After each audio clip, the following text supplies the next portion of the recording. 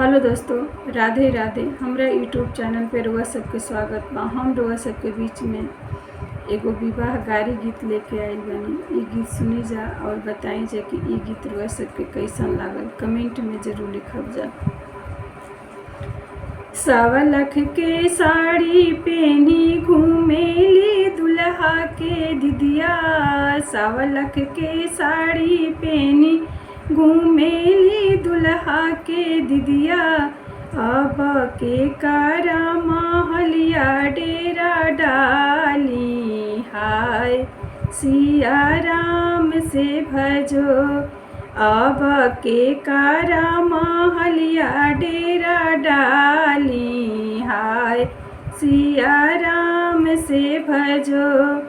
अपना महलिया में से निकले ले कौन पापा। अपना महलिया में से निकले ले कौन पापा। अब हमारा महलिया डेरा डाली। हाय सिया राम से भजो। अब हमारा महलिया डेरा डाली। हाय सिया राम से भजो। हथवा के पर्स ले ले घूमेली दुल्हा के बुआ। हथवा के पर्स ले ले घूमेली दुल्हा के बुआ। अब के कारा महलिया डेरा डाली। हाय सिया राम से भजो।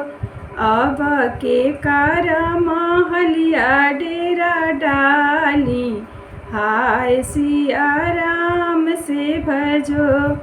अपना महलिया में से निकले ले कौन चाचा। अपना महलिया में से निकले ले कौन भैया।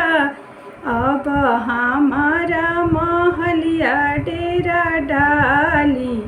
हाय सिया राम से भजो। अब हमारा महलिया डेरा डाली। हाय सिया राम से भजो। ऐसे ही सबको मिला कर के गाना है। मम्मी को लगा करके, चाची लगा कर, भाभी लगा कर, ऐसे ही।